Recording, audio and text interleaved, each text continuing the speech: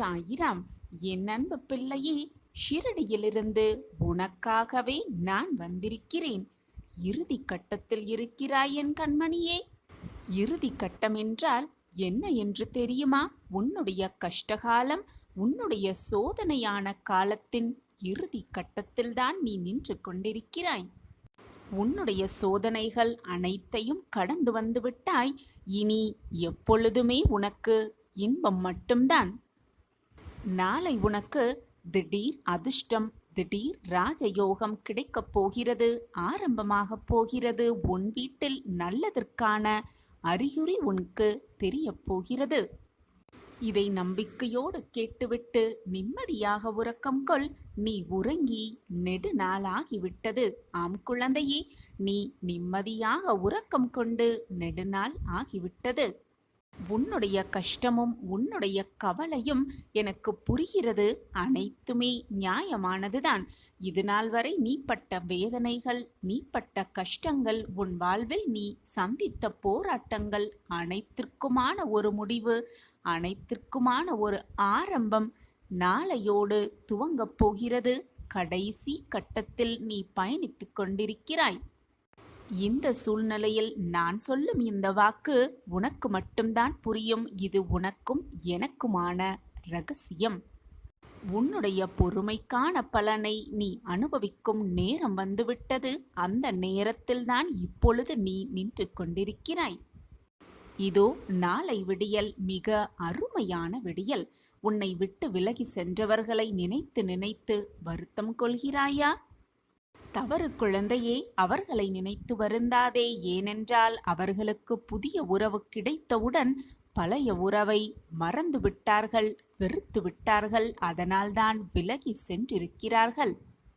அவர்களே உன்னை வேண்டாம் என்று நினைக்கும் பொழுது, வேண்டாம் என்று உதறி சென்று விட்ட பிறகு நீ ஏன் அவர்களை நினைத்து கொண்டிருக்க வேண்டும்? ஒவ்வொரு நொடியும் உன்னை சுற்றி நடப்பது அனைத்தையும் நான் கவனித்துக் கொண்டுதான் இருக்கிறேன், பார்த்து கொண்டுதான் இருக்கிறேன். உறவு முறைகள், நண்பர்கள் என்று என்னை சுற்றி 1000 கூட்டம் இருந்தாலும் என் மனதை சரிவர புரிந்து கொள்ள எவருமே இல்லை, யாருமே இல்லை என்று வருத்தம் கொள்கிறாய். உன் மனதில் எப்படியாப்பட்ட வலி இருக்கும், எவ்வளவு வேதனை நீ அனுபவித்துக் கொண்டிருக்கிறாய் என்பது எனக்கு நன்றாகவே தெரியும், நன்றாகவே புரியும். ஒன்றை நன்றாக புரிந்து கொள் என் பிள்ளையே. தனிமையில் அழுதுவிடு, அழுது தீர்த்துவிடு. மற்றவர்களோடு மட்டும் உன் கண்ணீரை பகிர்ந்து கொள்ள வேண்டும். அவர்களிடம் ஆறுதல் வார்த்தைகளுக்காக 4 வார்த்தைகளை கேட்க வேண்டும் என்று மட்டும் எண்ணி விடாதே. ஏனென்றால் உனக்கு ஆறுதல் கூறுவதைப் போல் மற்றவர்கள் உன்னை காயப்படுத்தி கொண்டிருக்கிறார்கள் என்பதை உனக்கு புரிய வைப்பதற்காகவே நான் இங்கு பேசிக்கொண்டிருக்கிறேன். மற்றவர்களுக்கு முன்பாக நீ அழுதால் அதில் பல பேர் உனக்கு ஆறுதல் கூறுவதைப் போல நடித்து கொண்டிருக்கிறார்கள். மேலும் பல பேர் நீ அழுவதை பார்த்து ரசித்து கொண்டிருக்கிறார்கள். உன்னை சுற்றி இருப்பவர்களின் மனம் எப்படியாப்பட்டது என்று உனக்கு வேண்டுமானால் தெரியாமல் அவர்களோடு நீ பழக்கத்தை வைத்து கொண்டிருக்கிறாய். ஆனால் அவர்களின் மனம் என்ன நினைத்து கொண்டிருக்கிறது, என்ன நினைப்போடு உன்னிடம் அவர்கள் பழக்கத்தை வைத்து கொண்டிருக்கிறார்கள் என்பது எனக்கு தெளிவாகவே புரிகிறது. புரிந்ததால்தான் உனக்கு அதை கூறுவதற்காக ஷீரடியிலிருந்து நான் உன்னை நோக்கி வந்திருக்கிறேன். மனவேதனைப்படாதே. யார் உன்னிடம் இருந்தாலும் இல்லாவிட்டாலும் நான் உன்னிடம் தீர்க்கமாக இருக்கும் பொழுது அனைத்தையும் என்னிடம் கொட்டிவிடு, என்னிடம் சரணடைத்துவிடு. நான் உன்னோடு இருக்கிறேன். அது போதாதா பிள்ளையே உனக்கு? என் மனதை புரிந்து கொள்ள யாருமே இல்லை, என் மனதை உள்ள கஷ்டத்தை பகிர்ந்து கொள்ள யாருமே இல்லை என்று நீ நினைக்கிறாய். ஆனால் எவரிடமுமே அதை பகிர்ந்து கொள்ள வேண்டாம், எவரிடமே ஆறுதல் தேட வேண்டாம் என்று நான் கூறுகிறேன். அது உனக்கு புரிகிறதா? அலைப்பாய்ந்து கொண்டிருக்கும் உன் மனதிற்கு நிம்மதியையும் சந்தோஷத்தையும் கொடுப்பதற்கு உன் சாயப்பாவை தவிர வேறு யாருமே உன் வாழ்வில் இல்லை, இனி வரப்போவதும் இல்லை. உன்னுடைய உண்மையான அன்பிற்கு தகுதியான ஒன்றை உன் கைகளில் நான் கொண்டு வந்து சேர்ப்பேன். யார் தடுத்தாலும் என்ன தடங்கல்கள் வந்தாலும் உன் கைகளில் கொண்டு வந்து சேர்க்கும் வேலையை நான் எடுத்திருக்கும் பொழுது உனக்கு ஏன் மனக்கவலை? நீ இது நாள் வரை தொலைத்த இன்பங்களையும் சந்தோஷங்களையும் நான் கையில் ஏந்தி வந்து கொண்டிருக்கிறேன். உன் கையில் நான் கொண்டு வந்து சேர்ப்பேன். அதற்கான நல்ல நேரமும் காலமும் உன்னை சூழ்ந்து இருக்கிறது. எனவே கலங்காதே, வருத்தமடையாதே. நான் உனக்கு துணையாக எப்பொழுதும் இருந்து கொண்டே இருக்கிறேன். அனைத்தையும் முழுமனதோடு ஏற்றுக்கொள். நீ கண்ணீர் சிந்தியது எல்லாமே போதும். உன் தலைமுறையே சந்தோஷமாக இருக்கப் போகிறது. அனைத்தும் உனக்கு சிறப்பாகவே சுபமாகவே அமையப் போகிறது. உன் கஷ்டங்கள் என்பது நிரந்தரமல்ல. மறந்துவிடு அதை. உன்னுடைய கஷ்டத்தை மட்டும் நான் மறந்துவிட சொல்லவில்லை. உன்னை கஷ்டப்படுத்தியவர்களையும் உன்னை வேதனைப்படுத்தியவர்களையும் மறந்துவிடு என்றுதான் உனக்கு வாக்கு கொடுத்து கொண்டே இருக்கிறேன். பிள்ளையே, உன்னுடைய வாழ்வு வளமாக பிரகாசமாக மாறப்போகிறது. நான் அதை மாற்றி காட்டப் போகிறேன். நாளையே மிகப்பெரிய ராஜயோகம், மிகப்பெரிய அதிர்ஷ்டம் உன் வாழ்வில் வரப்போகிறது. நம் வாழ்விலா இந்த மாற்றங்கள் நிகழ்கிறது என்று நீயே அதிசயிக்கும் வண்ணம் உன் வாழ்வில் ஒவ்வொன்றாக எல்லாம் நடக்கப் போகிறது. எதற்குமே கலங்காதே, நான் இருக்கிறேன். இன்றே ஒரு முடிவு எடுத்துவிடு. உன்னை விட்டு விலகி சென்றவர்களை நினைத்து கொண்டு உன்மேல் உண்மையாக அன்பு வைத்திருப்பவர்களை வெறுத்து விடாதே, மறந்து விடாதே. அவர்கள் அன்பை புரிந்து கொள்ளாமல் தவிர்த்து விடாதே. ஒன்றை மட்டும் நன்றாக புரிந்து கொள். ஒன்றை பெற வேண்டும் என்று நீ முடிவு எடுத்துவிட்டால் இறுதி வரை போராடு. தடங்கல்கள் வந்தாலும் போராடிக்கொண்டே இரு. அது நிச்சயமாக உன் கைகளில் கிடைக்கும் வரை, பெறும் வரை போராடிக்கொண்டே இரு. உன் கைகளில் நான் அதை எப்படியாவது கொண்டு வந்து சேர்ப்பேன். உன் சாயப்பா உன்னோடு இருக்கும் வரை உனக்கு ஏன் மனக்கவலை? எல்லோருமே அவரவர்க்கென்று நேரமும் காலமும் வரும் வரை உன்னோடு இருப்பார்கள். அதை போலத்தான் நீயும் மற்றவர்கள் தோற்றத்திற்கு உனக்கான நேரம் வரும் வரை, உனக்கான காலம் வரும் வரைதான் அவர்களோடு உன்னால் பயணம் செய்ய முடியும். எனவே மனம் வெறுத்து விடாதே. வாழ்க்கையை நினைத்து ஒரே மாதிரி வாழ்வு எப்பொழுதும் இருந்து விடாது.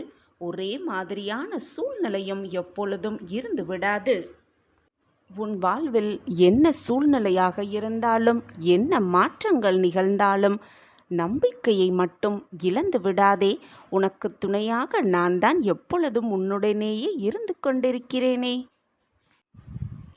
என்னுடைய மாய வித்தை இனிதான் ஆரம்பமாகப் போகிறது. இனிதான் ஆட்டமே களை கட்டப் போகிறது.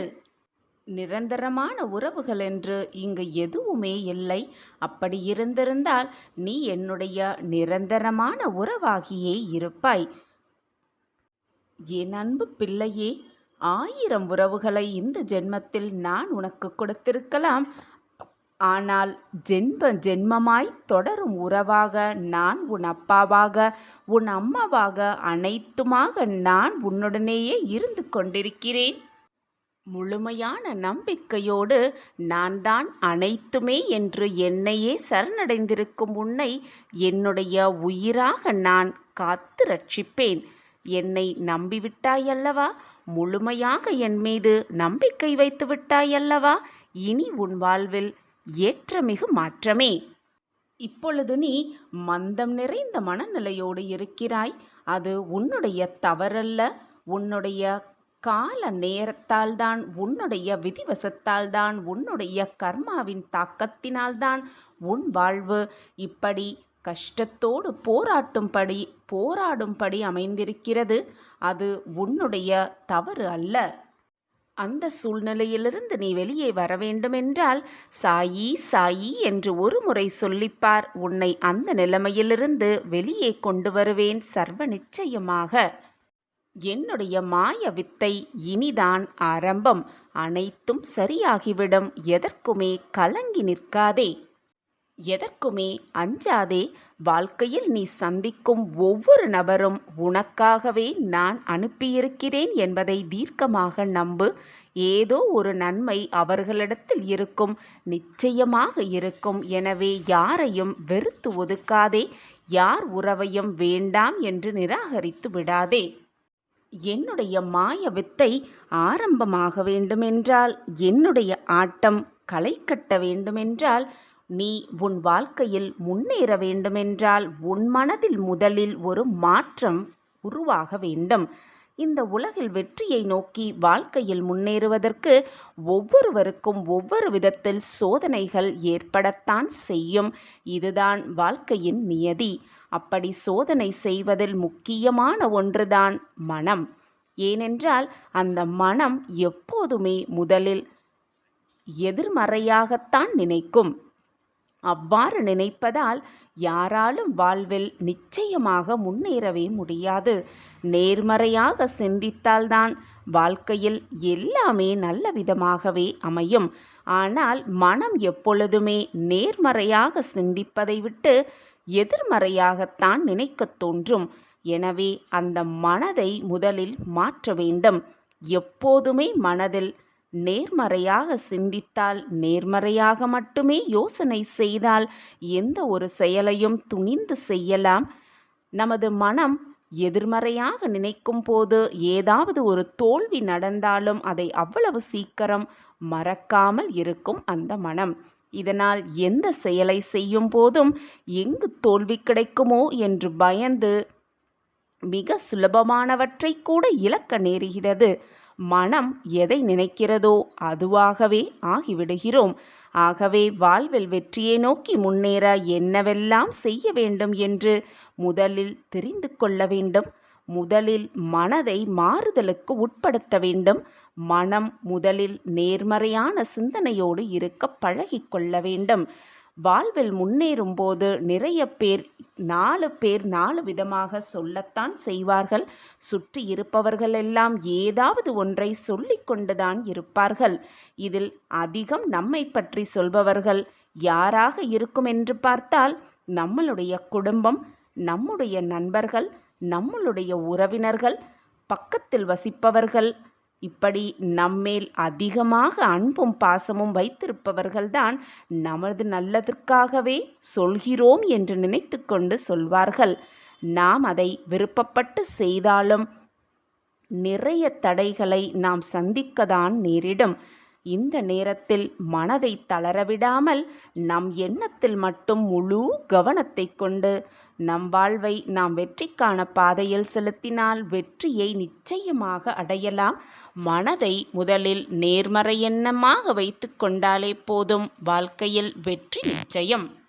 எப்போதும் மற்றவர்கள் கூறுவதை கேட்காமல் நம்மை சுற்றி இருப்பவர்கள் என்ன கூறுகிறார்கள் என்பதை காதில் கூட வாங்கிக் கொள்ளாமல் நம் மனம் என்ன சொல்வதோ அதை செய்தாலே போதும், அதை கேட்டு வாழ்ந்தாலே போதும். நம் வாழ்விற்கு தேவையான அத்தனை ரகசியத்தையும் நம் மனம் நமக்கு சொல்லிக் கொடுக்கும். மற்றவர்களை சொல்வதை கேட்டு நடப்பதால் வெற்றியை அடைய முடியாது. பல தடைகளை சந்தித்துதான் தீர வேண்டும். மனம் சொல்லும் வார்த்தைகளை கேட்டு அதன்படி நடக்க வேண்டும்.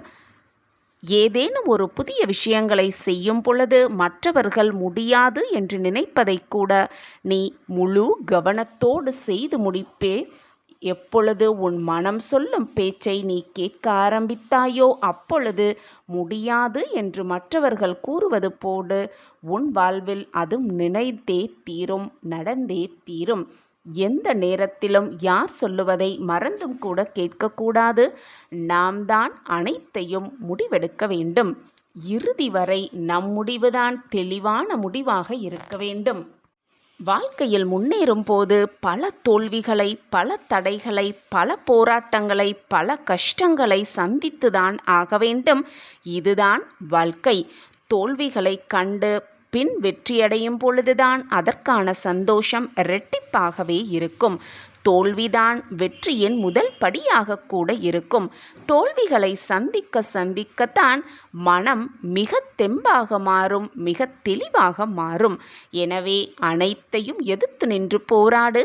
தைரியமாக முன்னேறிக்கொண்டே இரு, ஓடிக்கொண்டே இரு. உன் வாழ்க்கையில் நீ லட்சியத்தை அடைவதற்கான அத்தனை வழிகளையும் நான் திறந்து வைத்திருக்கிறேன் உனக்காகவே. உன் வாழ்க்கையில் நீ வெற்றி அடைவதற்கான அத்தனை வழிகளையும் நான் உனக்கு மிக பிரகாசமாகவே காட்டுவேன். இனிதான் என் மாய வித்தை ஆரம்பமாகிறது. இனிதான் ஆட்டமும் களை கட்டப் போகிறது. நம்பிக்கையோடு இரு, நான் இருக்கிறேன். மகிழ்ச்சியான தருணம் உன்னை நோக்கி வந்து கொண்டிருக்கிறது. ஏன், நீ விரும்பிய வாழ்வு உனக்காகவே காத்து கொண்டிருக்கிறது. நீ விரும்பியது எல்லாமே உன்னை தேடி வரும் நேரமும் காலமும் சர்வ நிச்சயமாக உனக்காகவே கனிந்திருக்கிறது. என்மேல் நீ வைத்த நம்பிக்கையும் பொறுமையும் எப்பொழுதுமே உனக்கு காவலாக இருக்கும், உன்னை காத்து கொண்டே இருக்கும். உன் சாயப்பா உன்னோடு இருக்கும் வரை நீ எதற்குமே பயப்படவோ கலங்க வேண்டிய அவசியமே இல்லை. சாயப்பா இருக்க உனக்கு ஏன் மனக்கவலை? நல்ல நிகழ்வு உன்னை தேடி வரும். நான் இருக்கிறேன் அனைத்திற்கும் சாட்சியாக. நீ இழந்த தவறவிட்ட மிகப்பெரிய இழப்பு ஒன்று உன்னை தேடி வரும். உன்னிடம் வந்து நிறைந்து இருக்கும். நான் இருக்கிறேன். என் வாழ்வில் கஷ்டமும் வேதனையும் போராட்டங்களும் நிரம்பி இருக்கிறதே, எனக்காக நல்ல காலம் வந்து கொண்டிருக்கிறதே என்று கூறுகிறீர்களே என்று நீ கேட்பது எனக்கு புரிகிறது. உன்னுடைய நல்ல எண்ணமும் நல்ல செயல்களும் மற்றவர்களுக்கு நீ செய்ய நினைக்கும் உதவி மனப்பான்பும் எனக்கு நன்றாகவே தெரியும். உன்னுடைய நல்ல எண்ணத்தாலும் உன்னுடைய தான தர்மத்தாலும் நீ நினைப்பதற்கு மேலாக உன் வாழ்வில் சந்தோஷமாக வாழ்வாய். நான் உன்னை வாழ வைப்பேன். நல்ல மனம் படைத்த உனக்கு நல்லது நடக்காமல் வேறு யாருக்கு நடக்கப் போகிறது? நினைப்பதற்கு மாறாக எல்லாமே வேறு விதமாக சென்று கொண்டிருக்கிறதே, எல்லாமுமே கைவீறி போறது போல இருக்கிறதே என்று உன் மனதில் ஒரு விதமான பயம். எது நடந்தாலும் நடப்பது நடக்கட்டும், அனைத்துமே பாபா கொடுத்த வழி. நம் வாழ்க்கையில் என்ன நடக்க வேண்டுமோ அதை அவர் பார்த்து கொள்வார். இனி சொல்வதற்கு எதுவுமே இல்லை என்று சோர்ந்து போய் அப்படியே சரிந்து உட்கார்ந்தும் விட்டாய்.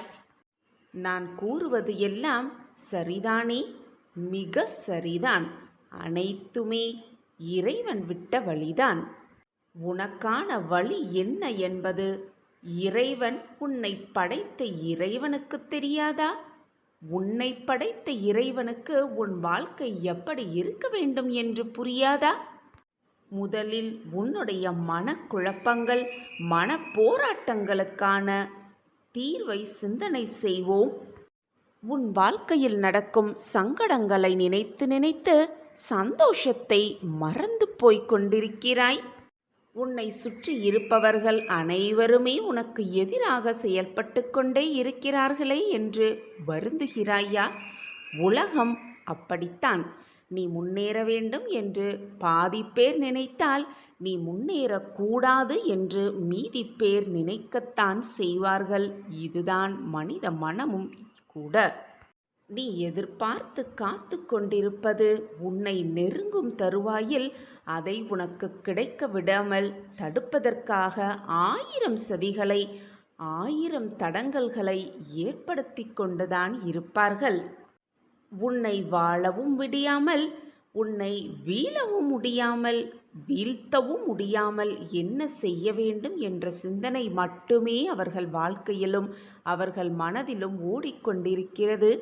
நீயும் அந்த தடங்களையெல்லாம் எப்படி முறியடித்து வாழ்க்கையில் வெற்றி பெறலாம் என்பதை மட்டுமே சிந்தனை செய்து கொண்டிருக்கிறாய். அதற்காகவே நித்தம் நித்தம் யோசித்து கொண்டே இருக்கிறாய். இதுதானே இந்த நொடியில் நீ இருக்கும் வேதனை, நீ இருக்கும் சூழ்நிலை. ஆனால் இத்தனை விஷயங்களுக்கு நடுவிலும் நீ ஒன்றை மறந்து விட்டாய். அதை உன் சாயப்பா உனக்கு நினைவு கூறுகிறேன்.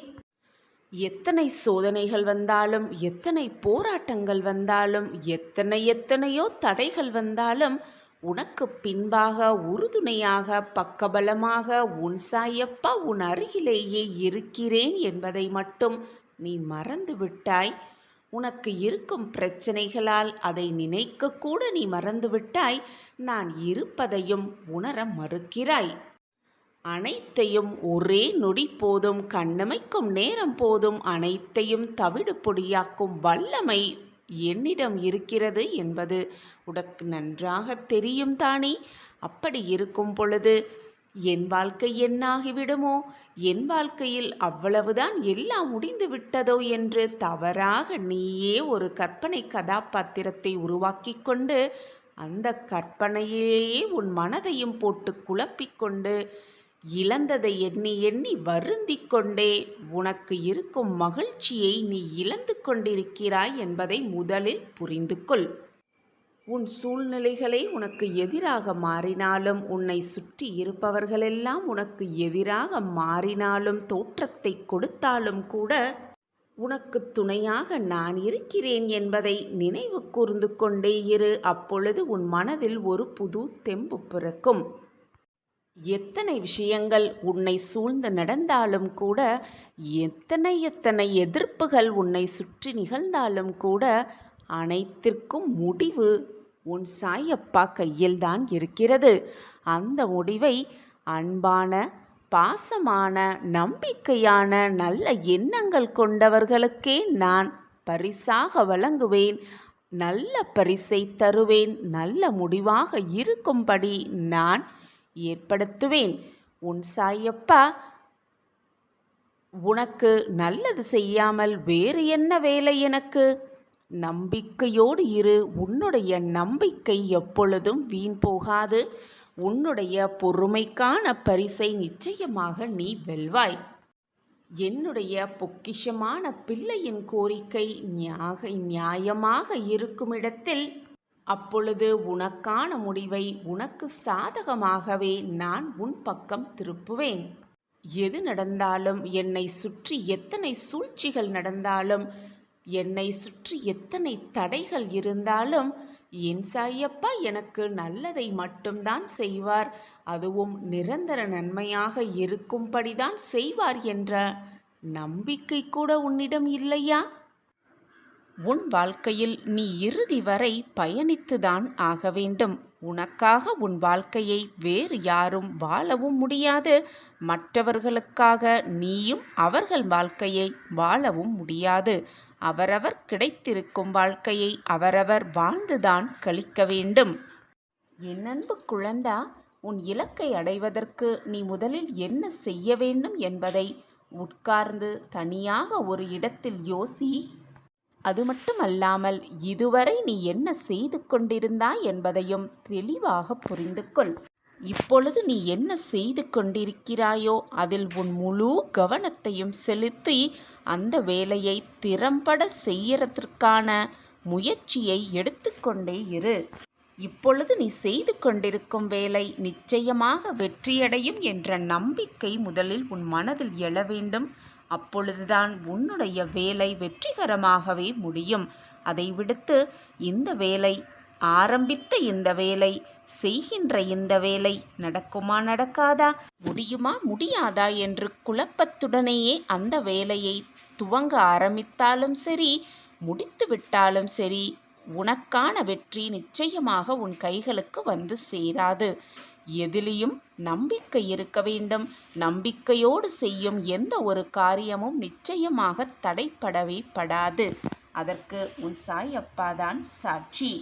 இதை நீ தவறாமல் செய்து வந்தாலே நீ செய்யும் காரியம் நிச்சயமாக வெற்றியில்தான் முடியும்.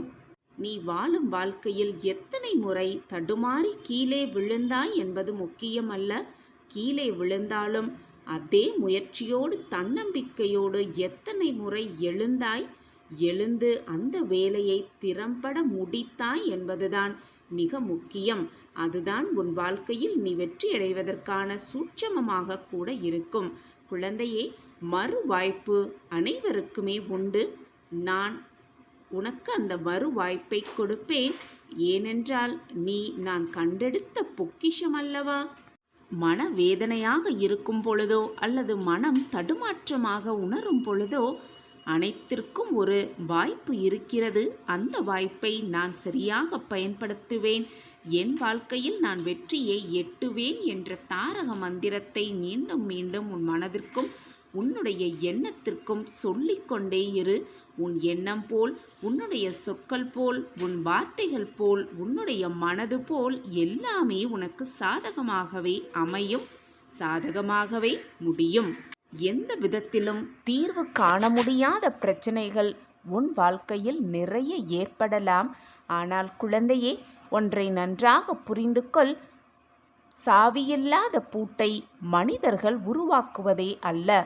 அதே போல தீர்வே இல்லாத பிரச்சனைகளை இந்த இறைவன் கொடுப்பதும் இல்லை, உருவாக்குவதும் இல்லை என் பிள்ளையே.